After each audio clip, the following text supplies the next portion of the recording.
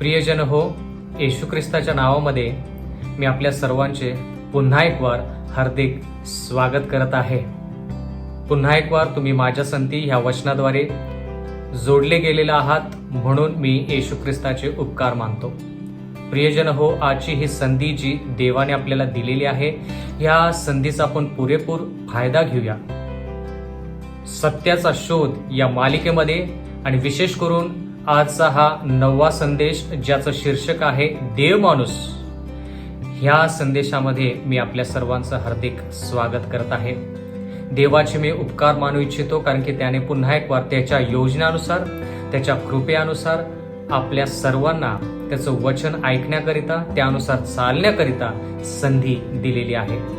तर प्रियजन हो, आजचा हा संदेश आपल्यासाठी नक्कीच आध्यात्मिकरित्या लाभदायक असा ठरणार आहे असा माझा पूर्ण विश्वास आहे. आणि म्हणून देवाचं वचन उघडण्या अगोदर आपण देवाकडे विनंती करूया की त्याने आजच्या ह्या संदेशामध्ये आपली मदत करावी. आपण प्रार्थना करूया.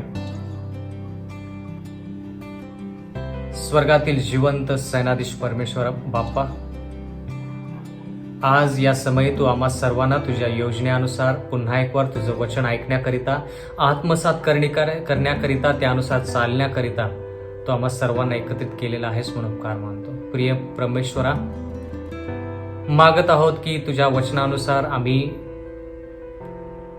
तुझी जी इच्छा आहे ती सदैव आमच्यासमोर बाळगावी, तुझ्या इच्छानुसार चालावं जेणेकरून आम्ही सुरक्षित राहू, बाकीचे लोक सुरक्षित राहतील. फक्त शारीरिकरित्या नाही तर आध्यात्मिकरित्या देखील परमेश्वरा आम्ही सुरक्षित राहू.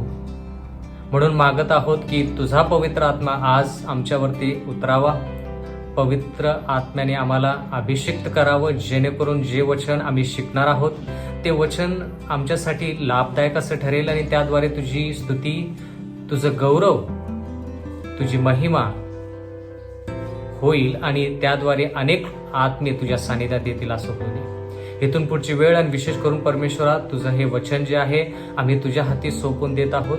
आम्ही सर्वजण परमेश्वरा तुझ्या हाती स्वतःला समर्पित करून ही नम्र विनंती येशूच्या नावात मागतो म्हणून तो ऐक. आमेन. प्रियजन हो, आजचा हा संदेश जो आहे तो संदेश ज्याचं शीर्षक आहे देव माणूस, हा ख्रिस्ती आयुष्यामध्ये अत्यंत महत्वाचा असा संदेश आहे. ख्रिस्ती जगामध्ये ह्या संदेशावरून खूप वादविवाद देखील झालेले आहेत, खूप लोकांचे वेगवेगळे विचार देखील आहेत. आणि म्हणून ह्या लहानशा संदेशाद्वारे मला देवाच्या वचनातून तुमच्याशी बोलायचं आहे. तर आज आपण विशेष करून येशू ख्रिस्त, त्याचं आयुष्य, त्याचं मरण, या सर्व गोष्टीविषयी थोडक्यात पाहणार आहोत. म्हणजे आपण येशू ख्रिस्त देव, येशू ख्रिस्त माणूस, येशू ख्रिस्त 100% देव, येशू ख्रिस्त 100% मानव किंवा माणूस किंवा मनुष्य हा कसा आहे. म्हणजे थोडक्यात आपण अशी वचनं उचलणार आहोत ज्यामध्ये आपल्याला येशू ख्रिस्त जरी मनुष्याच्या स्वभावामध्ये जरी दिसला असला तरी तो त्यावेळेस देव कसा काय आहे, आणि जर देव आहे तर तो मनुष्य देखील कसा आहे. म्हणजे थोडक्यात येशू ख्रिस्ताविषयी आज आपण शिकणार आहोत. म्हणून प्रियजन हो, आजचं हे जे वचन आहे हे वचन आपल्यासाठी नक्कीच संजीवनी घडवून आणणारं वचन आहे. आणि म्हणून माझी इच्छा आहे की तुम्ही आणि मी ह्या येशू ख्रिस्ताच्या आयुष्याविषयी जास्त सखोल अभ्यास करून त्याचं जे आयुष्य आहे ते आयुष्य स्वीकारून सार्वकालिक जीवनाची वाटचाल करावी, अशी माझी ईश्वरचरणी प्रार्थना आहे. म्हणून आपण सुरुवातीचं जे वचन आहे ते रोमकरास पत्र याचा 5वा अध्याय आणि 6वं वचन, ह्या ठिकाणी देवाचं वचन म्हणतं, आपण दुर्बळ असतानाच ख्रिस्त सुवेळी अभक्तांसाठी मरण पावला. ह्या ठिकाणी देव आपल्याला सांगत आहे की आपण अभक्त, म्हणजे थोडक्यात आपण देवाचे भक्त नसताना येशू ख्रिस्त जो आहे तो सुवेळी, म्हणजे आपण त्याचे भक्त व्हायच्या अगोदर येशू ख्रिस्त आपल्यासाठी मरण पावला. म्हणजे आपण येशू ख्रिस्ताकडे जाऊन त्याला विनंती केली नाही की येशू ख्रिस्त आमच्यासाठी प्राण दे. म्हणजे थोडक्यात आपण येशू ख्रिस्ताकडे मागण्या अगोदर देवाने येशू ख्रिस्ताद्वारे आपल्या प्राणांची आहुती दिली.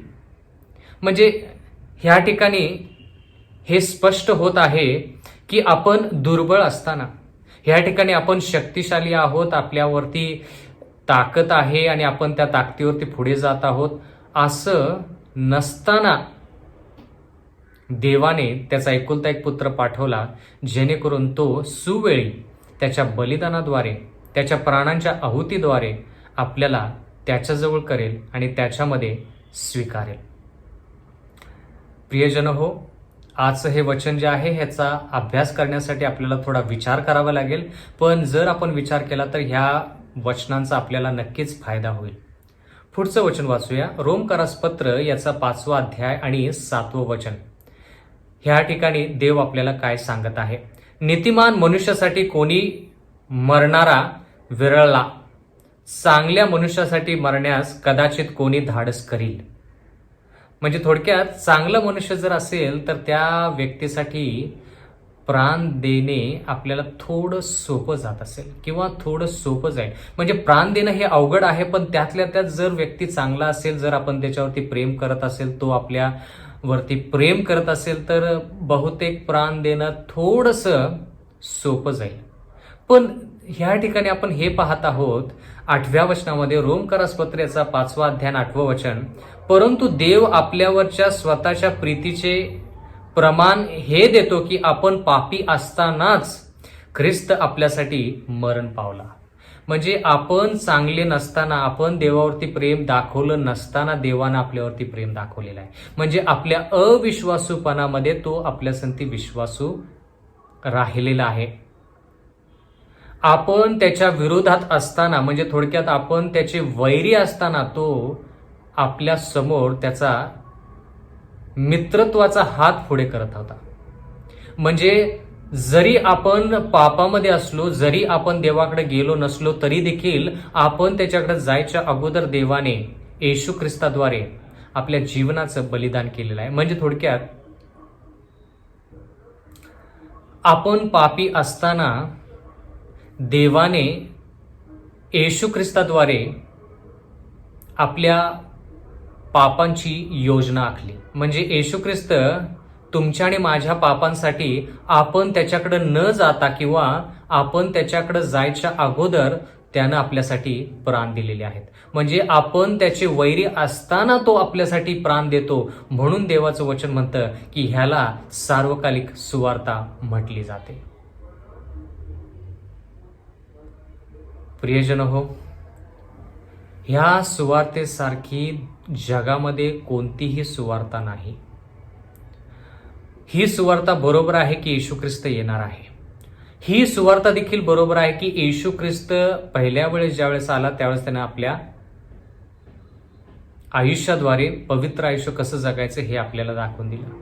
पण त्याच्या प्राणांची जर आहुती त्यानं जर दिली नसती तर येशू ख्रिस्ताचं दुसरं येणं आपल्यासाठी किती फायदेशीर ठरलं असतं, जरा विचार करून पहा.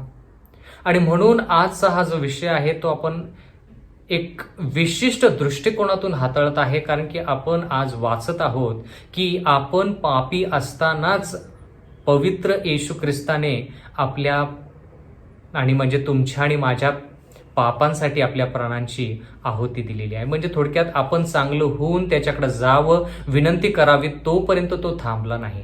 म्हणजे आपण त्याचे वैरी असताना, आपण पापी असताना तो आपल्यासाठी पवित्रतेने आणि चांगल्या हेतूने, त्याच्या चांगुलपणाने आपल्यासाठी तो वर्तणूक करत आहे.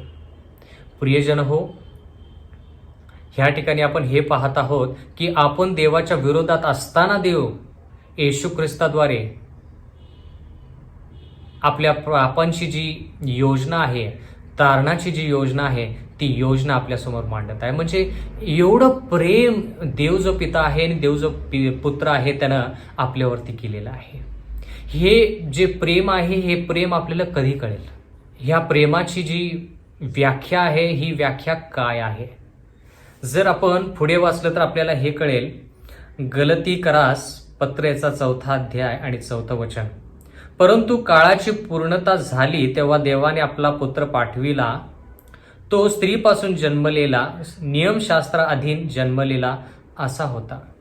म्हणजे ज्या वेळेस बरोबर वेळ आली त्यावेळेस येशू ख्रिस्ताचा जन्म ह्या भूतलावरती झाला. म्हणजे जवळपास 2000 वर्षापूर्वी ज्यावेळेस येशू ख्रिस्त ह्या भूतलावरती आला त्यावेळेस ती योग्य वेळ होती. म्हणजे 3000 वर्षापूर्वी, 4000 वर्षापूर्वी जरी येशू ख्रिस्त यायचा होता तरी देखील येशू ख्रिस्त त्या काळामध्ये आला नाही. म्हणजे थोडक्यात येशू ख्रिस्ताची वेळ आल्यानंतर, देवाची वेळ आल्यानंतर देव जो पिता आहे त्यानं येशू ख्रिस्ताला ह्या भूतलावरती पाठवलं. आणि देवाचं वचन असं म्हणतं की स्त्रीच्या पोटी त्यानं जन्म घेतलेला आहे आणि नियमशास्त्राअधीन जन्मलेला असा तो होता. नियमशास्त्र त्याला देखील पाळावे लागलेत. म्हणजे थोडक्यात 10 आज्ञा ज्या आहेत त्याच्या अधीन, म्हणजे ज्या आज्ञाच्या अधीन आपण आहोत किंवा ज्या आज्ञा आपल्याला पाळायच्या आहेत, अधीन म्हणजे थोडक्यात आपल्याला त्या आज्ञा पाळायच्या आहेत. आपण कृपेच्या अधीन आहोत पण आपल्याला त्या 10 आज्ञा पाळायच्या आहेत. तर येशू ख्रिस्ताचा जन्म देखील असाच झाला. त्याला देखील त्या 10 आज्ञा ज्या आहेत, नियमशास्त्र जे आहे ते पाळायचं होतं. आता आपण ह्या ठिकाणी पाहूया की देवाचं वचन म्हणतं काळाची पूर्णता झाली. ज्या वेळेस काळाची पूर्णता झाली त्यावेळेस बरोबर येशू ख्रिस्त ह्या भूतलावरती आला. गलतीकरास पत्र याचा 4था अध्याय 5वं वचन. ह्यात उद्देश हा होता की जे नियमशास्त्राधीन होते त्यांना त्याने खंडणी भरून सोडवावे आणि आपल्याला पुत्राचा हक्क मिळावा. येशू ख्रिस्ताने वधस्तंभावरती ह्या करिता प्राण दिले की जे आपण पापाच्या अधीन आहोत किंवा मृत्यूदंड जो आपल्यावरती आहे, नियमशास्त्राधीन म्हणजे नियमशास्त्राच्या द्वारे जो मृत्यू आपल्यावरती येतो, जे लोक पाप करतात. देवाचं वचन म्हणतं रोमकरास पत्र याच्यामध्ये की पापाचं वेतन मरण आहे, तर देवाचा पुत्र येशू ख्रिस्त त्याने स्वतःचे प्राण देऊन आपल्याला खंडणी भरून त्याने स्वतःकडे जिंकलेला आहे. एवढंच नाही तर आपल्याला देव जो पिता आहे त्याचा पुत्र म्हणून हक्क देखील मिळवण्यासाठी येशू ख्रिस्ताने आपल्या प्राणांची आहुती दिलेली आहे, बलिदान केलेलं आहे. जर आपण इब्रिकरास पत्र याचा 5वा अध्याय 15वं वचन पाहिलं तर ह्या ठिकाणी आपल्याला पाहायला मिळेल येशू ख्रिस्तान, त्याचं चरित्र, त्याचा स्वभाव. कारण आपल्या सर्वांच्या दुर्बलतेविषयी ज्याला सहानुभूती वाटत नाही असा आपला प्रमुख याजक नाही. म्हणजे आपला प्रमुख याजक जो येशू ख्रिस्त आहे तो येशू ख्रिस्त त्याला आपल्या दुर्बलतेविषयी सहानुभूती आहे. म्हणजे आपल्याला जो त्रास होतो तो त्रास येशू ख्रिस्ताला माहीत आहे. त्याची परख, त्याचा अनुभव येशू ख्रिस्ताला आहे. कोणताही त्रास असू दे तुमच्या आयुष्यामध्ये, मग तुम्ही आजारी असाल, दुःखी असाल, कष्टी असाल, भारक्रांत असाल किंवा तुम्ही वेगवेगळ्या मोहामध्ये पडत असाल, वेगवेगळे पाप तुमची जी असतील, त्या सर्व गोष्टीचा अनुभव थोडक्यात येशू ख्रिस्ताला आहे. जरी येशू ख्रिस्तानं पाप केलं नसलं तरी देखील, जरी येशू ख्रिस्त आजारी पडला नसला तरी देखील देवाच्या वचनानुसार आपण हे पाहत आहोत की त्या गोष्टीचा अनुभव येशू ख्रिस्ताला आहे. ह्या ठिकाणी लिहिलेलं आहे, आपला प्रमुख याजक नाही तर तो सर्व प्रकारे आपल्याप्रमाणे पारखलेला होता तरी निष्पाप राहिला. म्हणजे जर आपण येशू ख्रिस्ताच्या स्वभावाचा विचार केला तर ह्या ठिकाणी आपल्याला हे पाहायला मिळतं की प्रत्येक मोह जो आपल्याला दूर नेतो देवापासून, त्या प्रकारचे प्रत्येक मोह येशू ख्रिस्तावरती आले, तो पारखला गेला, त्याची चाचणी झाली, त्याला परीक्षेमध्ये उतरावं लागलं, पण त्या परीक्षेमध्ये तो उत्तीर्ण झाला. म्हणून आजचा विषय जो आहे तो फार महत्वाचा आहे की येशू ख्रिस्त 100% देव आणि 100% मानव कसा होता किंवा तो देव माणूस कसा होता. जर आपण त्याने केलेल्या अद्भुत चमत्काराविषयी पाहतो त्यावेळेस आपल्याला कळतं की तो देव आहे. कारण की जर आपण येशू ख्रिस्ताविषयी पाहिलं तर त्याने लूक याच्या 5व्या अध्यायामध्ये एका व्यक्तीला पापाची क्षमा करताना आपण पाहत आहोत. तर त्या ठिकाणी देखील आपण पाहतो की पापाची क्षमा फक्त देवच करू शकतो. म्हणजे थोडक्यात अशा प्रकारच्या गोष्टी येशू ख्रिस्ताने ह्या भूतलावरती केल्या, ज्या गोष्टी फक्त देवच करू शकतो. म्हणजे पापाची क्षमा जी आहे ती देवा व्यतिरिक्त कोणीही करू शकत नाही. आणि म्हणून आज मला तुम्हाला हे सांगायचं आहे की येशू ख्रिस्त 100% ह्या भूतलावरती असताना तो 100% देव होता. 100%. खूप लोकांना वाटतं की तो 50% देव आहे आणि 50% माणूस किंवा मानव होता. पण तसं नसून 50% कधी देव असून चालत नाही किंवा 50% कोणी देव असू शकत नाही. जर तो देव आहे तर तो 100% देव असतो आणि जर तो मानव आहे तर तो 100% मानव असतो. आपण आपला जर विचार केला तर आपण 50% देव आणि 50% मानव आहोत का? जरी आपण देवाचं चरित्र प्रगट केलं तरी देखील आपण कधीही येशू ख्रिस्त जसा देव आहे तसा आपण देव होऊ शकत नाही. देव जो पिता आहे तसं आपण कधीही देव होऊ शकणार नाही. जरी आपण त्याचं चरित्र प्रगट केलं तर आपण देवासारखे होतो पण देव होत नाही. देवासारखं होणे आणि देव होणे याच्यामध्ये फरक आहे. पण येशू ख्रिस्त मानवासारखा झाला नाही तर येशू ख्रिस्त मानव झाला. म्हणून येशू ख्रिस्त या भूतलावरती 100% देव आणि 100% मानव होता. जर आपण मत्ती याच्या 4थ्या अध्यायामध्ये पाहिलं तर त्याच्यावरती 3 परीक्षा त्या ठिकाणी नमूद केलेल्या आहेत. खूप साऱ्या परीक्षा त्याच्यावरती आल्या. त्याची अग्नी परीक्षा झाली थोडक्यात आपण म्हणू शकतो. त्याच्यावरती खूप अशी संकटाची लाट आली. काही ठिकाणी तो म्हणाला की मला तहान लागलेली आहे, मला भूक लागलेली आहे. 40 दिवस त्यानं उपवास केला आणि त्यानंतर तो भुकेलेला झाला आणि त्यानंतर सैतानानं त्याची परीक्षा करण्याचे योजले. प्रियजन हो, भूक लागणे हे मानवी स्वभावामध्ये आहे. म्हणून आपण असं म्हणतो की येशू ख्रिस्त जो होता 2000 वर्षापूर्वीची गोष्ट आहे, तो 100% मानव होता. ज्यावेळेस तो वधस्तंभावरती प्राण देता झाला त्यावेळेस त्यानं आकाशाकडं पाहून तो म्हणाला, हे देवा तू माझा त्याग का केलेला आहेस. म्हणजे मानवी रूपामध्ये असताना त्याला असं वाटलं की देव जो पिता जो आहे त्यानं त्याला त्यागलेला आहे. म्हणजे मानवी रूपामध्ये आपण जसा विचार करतो तसा विचार येशू ख्रिस्ताने केला. पण त्यामध्ये देखील त्यानं कधी पाप केलेलं नाही. त्याला भूक लागली, त्याला तहान लागली, त्याला मिळालेल्या फटक्यांनी त्याला त्रास झाला, त्याच्या शरीरातून रक्त वाहिलं, त्याला वेदना झाल्या. ह्या सर्व गोष्टी ज्या आहेत त्या आपल्याला एकच गोष्ट सांगतात की तो 100% मानव होता. तर येशू ख्रिस्ताचा हा जो स्वभाव आहे हा स्वभाव मानवी स्वभावामध्ये मानवी रूपामध्ये तो ह्या भूतलावरती आला. म्हणजे थोडक्यात त्याचा जो स्वभाव आहे तो स्वभाव आदामासारखा होता. पण आदाम पापाच्या अगोदर जसा स्वभाव आदामाचा होता तसा स्वभाव येशू ख्रिस्ताचा नव्हता. परत एकदा आपण हा जो विषय आहे आणि विशेष करून आता जे वाक्य आपण शिकत आहोत की त्याचा स्वभाव काय आहे त्याच्याविषयी आपण पुन्हा एक वार विचार करूया. येशू ख्रिस्ताने मानवाचं रूप घेतलं हे बरोबर, पण मानवाचं रूप कोणतं? आदामाचा स्वभाव पापाच्या अगोदर तो स्वभाव की आदामाचा स्वभाव पापाच्या नंतर? कोणता स्वभाव घेतला? म्हणजे थोडक्यात जर तुम्ही देवाच्या वचनामध्ये पाहिलं तर येशू ख्रिस्ताला दाविदाचा पुत्र असं म्हटलेलं आहे. अब्रामाचं वंश किंवा अब्रामाचा पुत्र असं त्याला म्हटलेलं आहे, संबोधित केलेलं आहे. म्हणजे थोडक्यात आपण हे पाहत आहोत की त्यानं जर एखादा स्वभाव मानवी स्वभाव जर घेतला असेल तर तो आदामाचा स्वभाव पापाच्या अगोदरचा नाही तर आदामाचा स्वभाव पापाच्या नंतरचा. कारण की तो जो जन्माला आला तो एका स्त्रीच्या पोटी जन्माला आला, कुमारिकेच्या पोटी जन्माला आला आणि त्यानं जो स्वभाव स्वीकारला, तो स्वभाव जो आहे तो पापी स्वभाव स्वीकारला.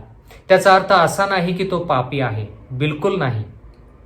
पापी स्वभाव वेगळा आणि पापी असणं वेगळं. तुमचा स्वभाव, माझा स्वभाव पापी असू शकतो. मागील संदेशामध्ये मी याच्याविषयी बोललेलो आहे तुमच्याशी की पापाच्या अगोदर जो आदामाचा स्वभाव होता तो पवित्र होता, म्हणजे त्याचा जो कल होता तो चांगल्या गोष्टीकडे होता, पावित्र्याकडे होता, म्हणजे पवित्रता त्याच्यामध्ये होती. म्हणून त्याचा कल, त्याचा ओढा जो आहे, त्याचा कल जो आहे, त्याची ओढ जी आहे ती ओढ देवाकडे होती. पण ज्या वेळेस त्यानं पाप केलं, मोहात पडला, पाप केलं, त्यावेळेस त्याचा जो कल आहे तो देवापासून दूर गेला. म्हणजे थोडक्यात त्याचा जो कल आहे तो आता पापाकडे जास्त झालेला आहे, वाईटाकडे जास्त झालेला आहे, दुष्ट गोष्टीकडे त्याचा कल जास्त झालेला आहे. म्हणजे ज्यावेळेस येशू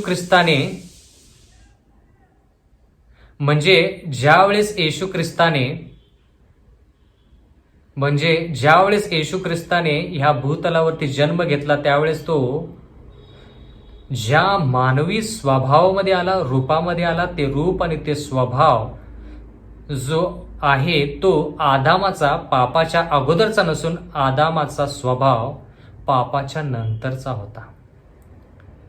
म्हणजे थोडक्यात स्वभाव, ह्या ठिकाणी आपण स्वभावाविषयी बोलत आहोत. येशू ख्रिस्ताने एकही पाप केलेलं नाही, पण त्याचा स्वभाव जो होता तो पापी स्वभावाचा होता. तरी देखील आपण हे म्हणू शकतो की त्याची जी ओढ होती ती पापाकडे नसून, त्याचा जो कल होता तो पापाकडे नसून त्याचा कल देवाकडे होता. पण तुमचा आणि माझा कल जो आहे, आपला स्वभाव जो आहे, नैसर्गिकरित्या जर आपण पाहिलं तर नैसर्गिकरित्या आपल्याला पाप करायला खूप आवडतं.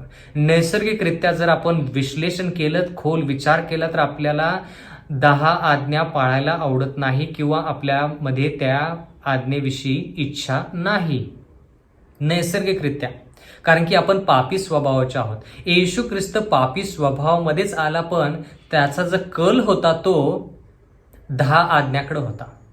त्याचा जो कल होता तो देवाकडे होता. म्हणून आज आपण ह्या ठिकाणी पाहत आहोत की येशू ख्रिस्त जो आहे तो 100% देव, त्याच्यामध्ये आपल्याला काहीही शंका नाही, पण तो 100% मानव देखील होता.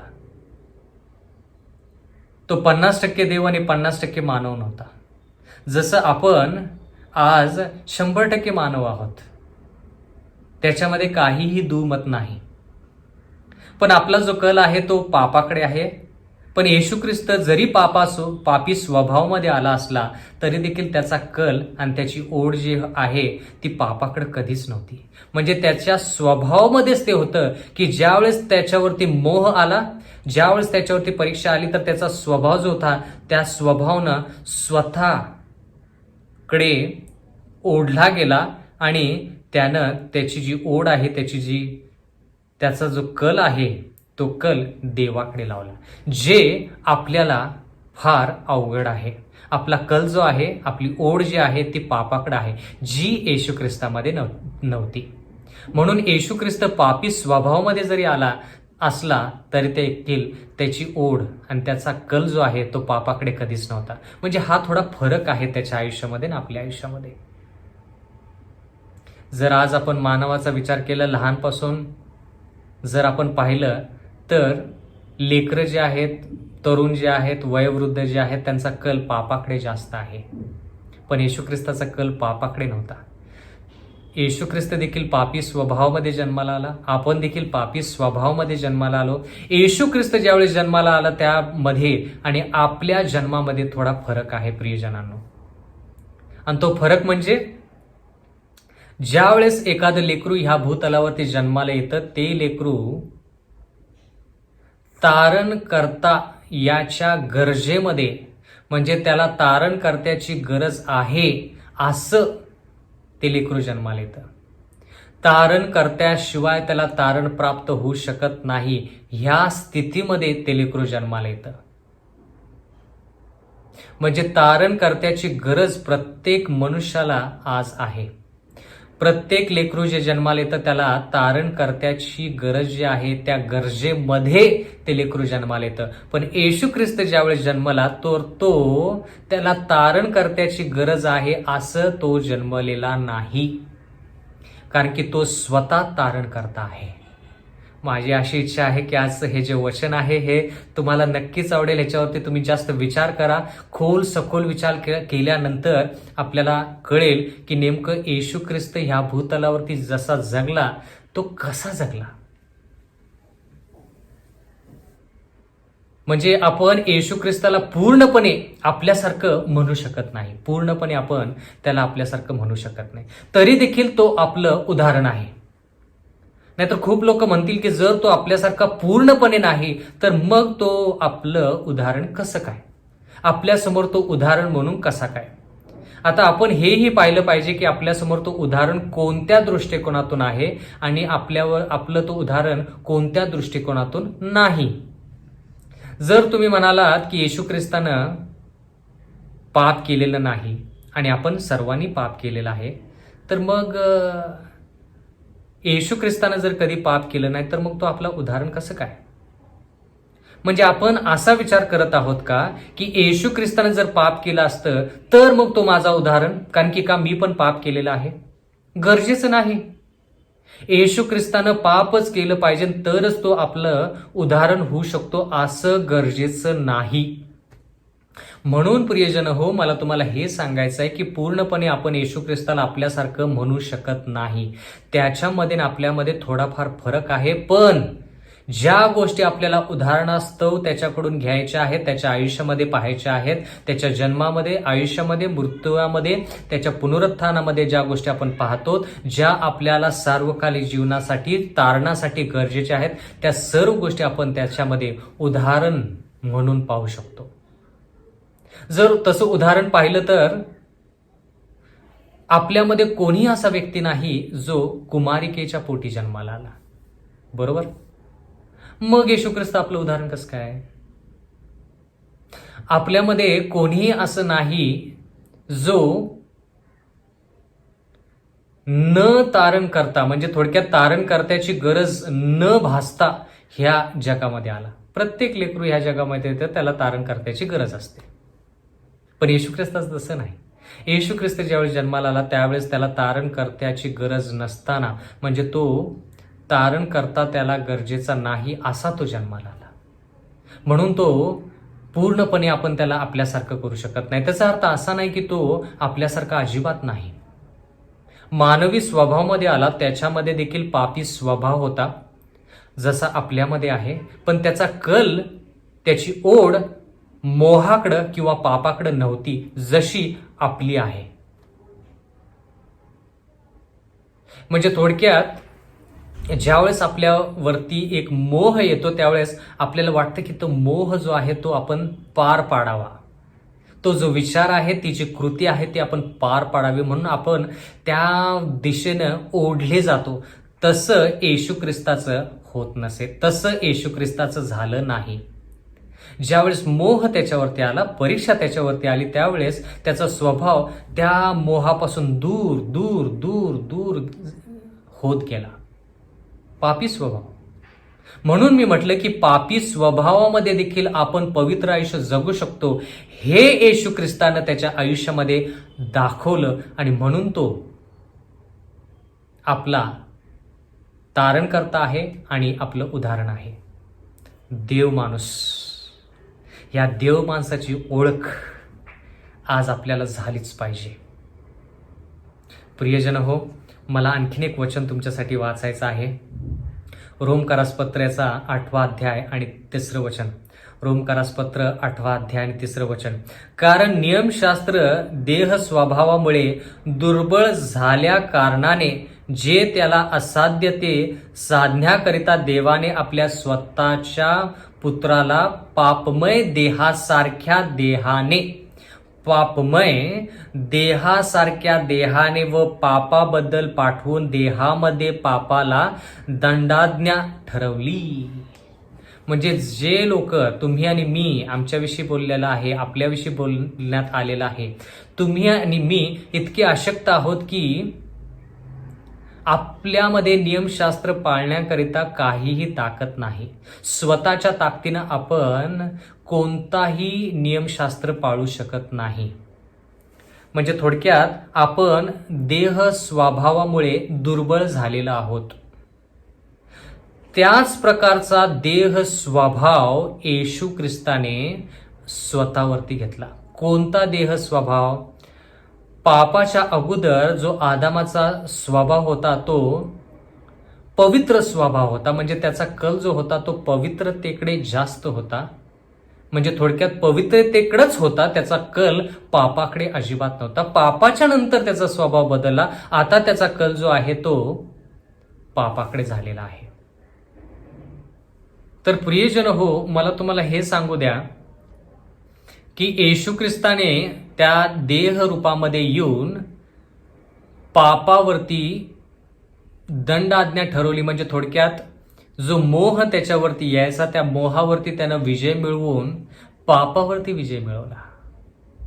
म्हणजे त्यानं दाखवून दिलं की पापी स्वभावामध्ये असून देखील आपण पवित्र आयुष्य जगू शकतो. हा पापी स्वभाव जो आहे तो प्रियजन हो, लक्षपूर्वक ऐका, हा जो पापी स्वभाव जो आहे, हा पापी स्वभाव शेवटपर्यंत म्हणजे येशू ख्रिस्त येईपर्यंत आपल्यामध्ये असणार आहे. मोह येतच राहणार.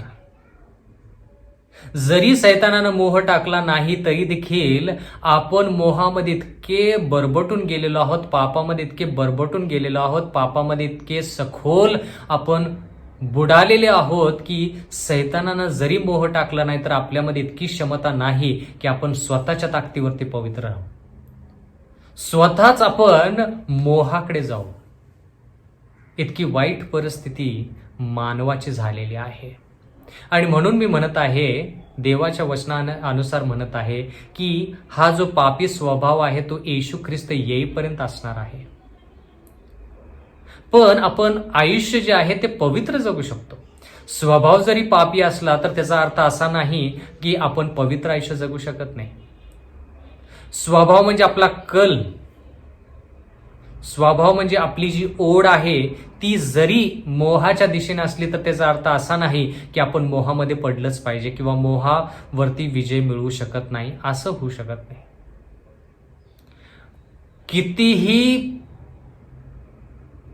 मोह तीव्र असला तरी देखील त्या मोहामध्ये पडू नये म्हणून देवाने त्याची कृपा जी आहे ती पुरेशी, त्याची कृपा जी आहे ती पुरेशी आपल्याला दिलेली आहे. जशी देव जो पिता आहे त्यानं त्याच्या पुत्राला दिलेली आहे.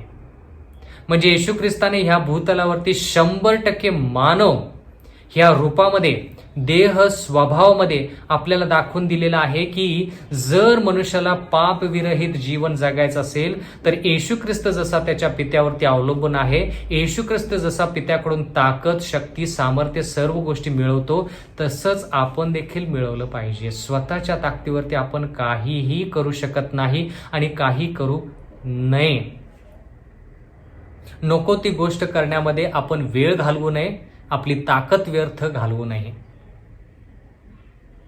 म्हणून ज्यावेळेस येशू ख्रिस्ताचा मी विचार करतो त्यावेळेस मला कळतं की येशू ख्रिस्त देह स्वभावामध्ये जरी आला तरी, म्हणजे पापी स्वभावामध्ये जरी असला तर त्याने हे दाखवून दिलेलं आहे की पापी स्वभावामध्ये असणं वेगळं आणि पापी असणं वेगळं.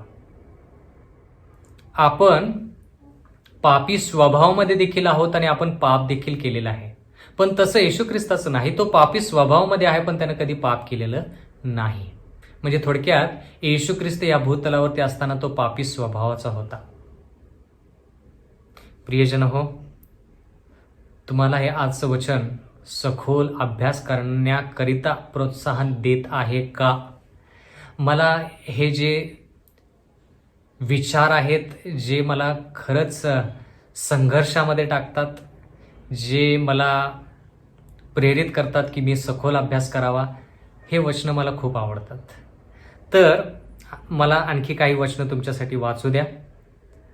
या ठिकाणी लिहिलेलं आहे की आपण ज्यावेळेस येशू ख्रिस्ताचं आयुष्य पाहतो त्यावेळेस येशू ख्रिस्त स्वतः पापमय देहासारख्या देहाने पापावरती दंड आज्ञा आणण्यासाठी त्यानं पापमय स्वभावामध्ये पापाला पूर्णपणे नष्ट केलं. म्हणजे याचा अर्थ तुम्ही आणि मी पापी स्वभावामध्ये पापावरती विजय मिळवू शकतो. मग येशू ख्रिस्त आपलं उदाहरण कसं? येशू ख्रिस्तानं तर पाप केलेलं नाही, पण आपण पाप केलेलं आहे. तर येशू ख्रिस्ताचं उदाहरण आपण कोणत्या स्तरावरती घ्यायचं? तो जसं मोहावरती विजय मिळवायचा तसा आपण मोहावरती विजय मिळवला पाहिजे. कारण की शेवटी काय आहे? मोह. मग तो आपण स्वतः मोहामध्ये पडू किंवा सैतान आपल्यावरती मोह टाकत असेल, तो कोणताही प्रकार असला तरी देखील मोहामध्ये आपण ज्यावेळेस पडतो किंवा एक पाप ज्यावेळेस आपण करतो त्याच्यासाठी कोणतीही मुभा दिली जात नाही.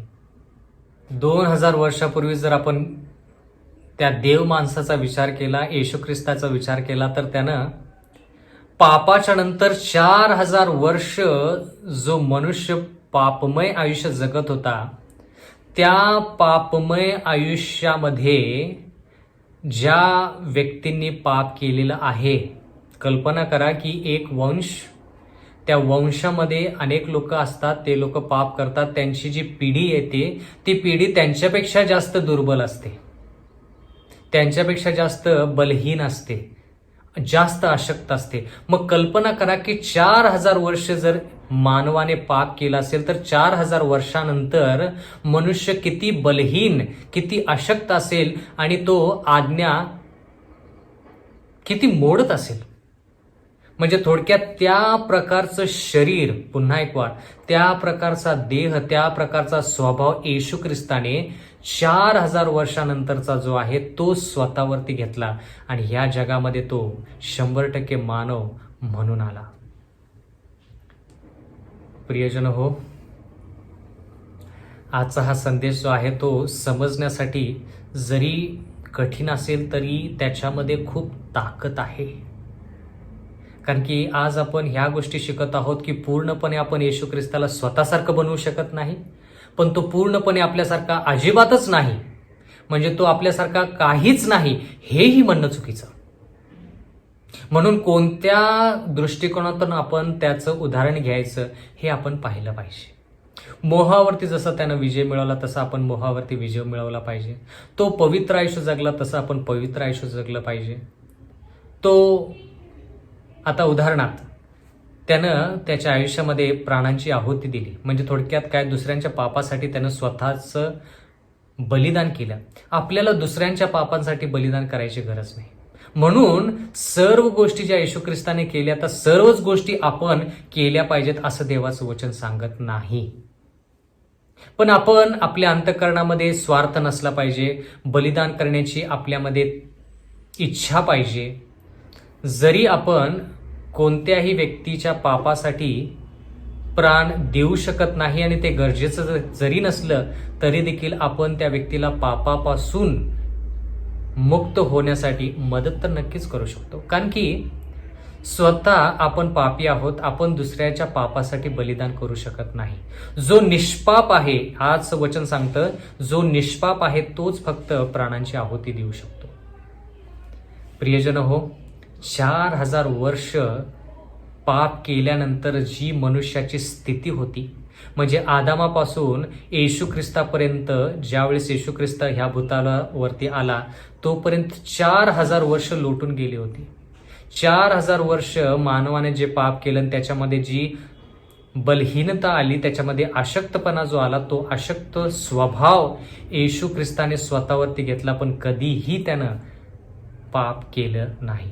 म्हणून येशू ख्रिस्त आपल्याला सांगत आहे, जरी आपलं आयुष्य किंवा जरी आपला स्वभाव वेगळा, बरं का, स्वभाव म्हणजे थोडक्यात पापाकडे कल, नैसर्गिकरित्या मनुष्याला काय करूच वाटतं तो त्याचा स्वभाव असतो.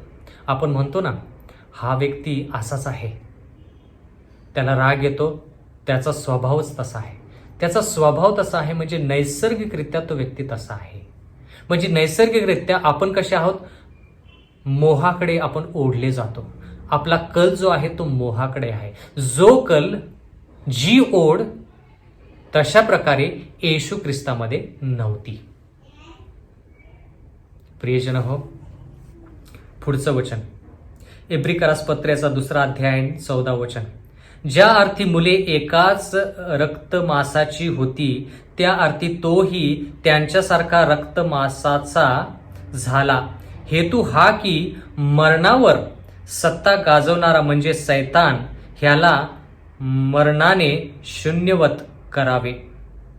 म्हणजे येशू ख्रिस्ताने स्वतःचे प्राण देऊन सैतान जो आपल्यावरती मोहाद्वारे पाप आणतो आणि पापाचं वेतन मरण आहे, देवाचं वचन म्हणतं की येशू ख्रिस्त रक्त आणि मांस या शरीरामध्ये, ह्या स्वभावामध्ये आला, जेणेकरून त्याच्या मरणाद्वारे तो सैतानावरती विजय मिळवू शकेल आणि नंतर पापावरती देखील, म्हणजे थोडक्यात जे पाप आहे त्याच्याद्वारे जे मरण येतं त्या मरणावरती देखील तो विजय मिळवू शकेल.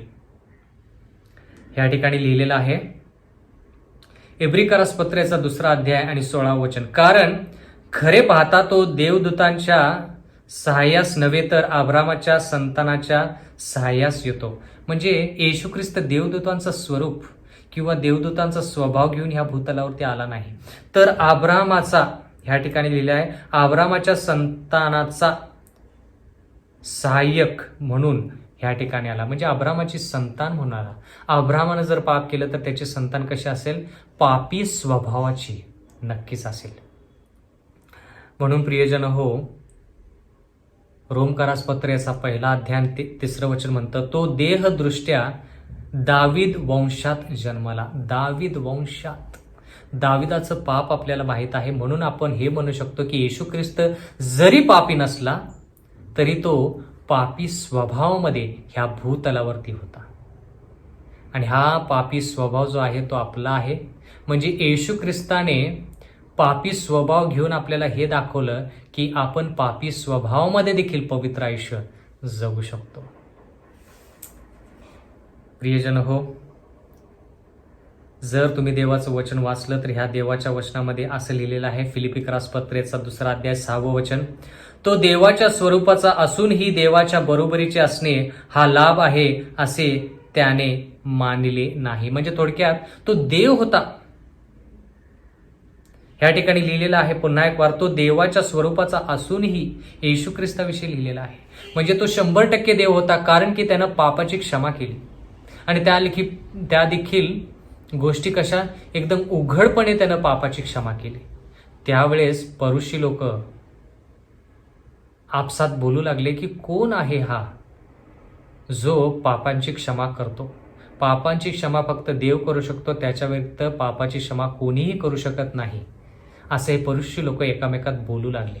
म्हणजे त्याच्यावरून आपल्याला हे कळतं की येशू ख्रिस्ताने पापाची क्षमा करून दुर्भाषण केलं नाही किंवा पाप केलं नाही. तो देव होता आणि त्यानं पापाची क्षमा केली. 100% देव, 100% माणूस. आज हा देव माणूस, माझी इच्छा आहे की तुम्ही आणि मी त्याचा स्वीकार करावा. येशू ख्रिस्ताने मानव होण्याकरिता त्याचा दैविक हक्क जो आहे तो पित्याकडे दिला. जर तुम्हाला आणि मला देवासारखं स्वभावाने व्हायचं असेल तर आपल्याला मानवी हक्क जो आहे तो देवाच्या अधीन करायचा आहे. प्रियजन हो, येशू ख्रिस्त तो पवित्र, तो वैभवी, म्हणजे राजांचा राजा, देवांचा देव, जर तो किंवा त्यानं स्वर्ग सोडून, ते वैभव सोडून, त्याचं सिंहासन सोडून तुमच्यासाठी आणि माझ्यासाठी ह्या भूतलावरती येणं म्हणजे तुम्ही आणि मी एका सूक्ष्म किड्याप्रमाणे होणे. तुम्हाला आणि मला एखाद्या लहानशा किड्यासारखं व्हायला आवडेल का? नाही आवडणार, नाही का?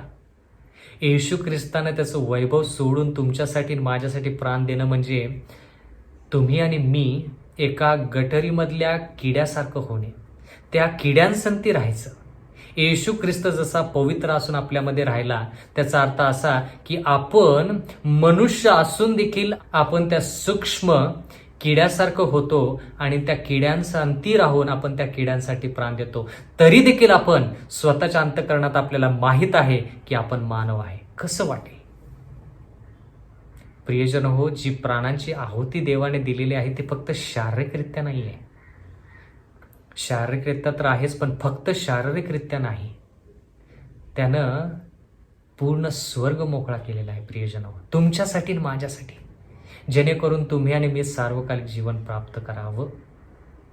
येशू ख्रिस्त गरीब कशासाठी झाला? कारण की आपण सोन्याच्या रस्त्यांवरती, सोन्याचा मार्ग जो स्वर्गाच्या राज्यात आपल्यासाठी तयार केलेला आहे, त्या सोन्याच्या मार्गावरती चालावं.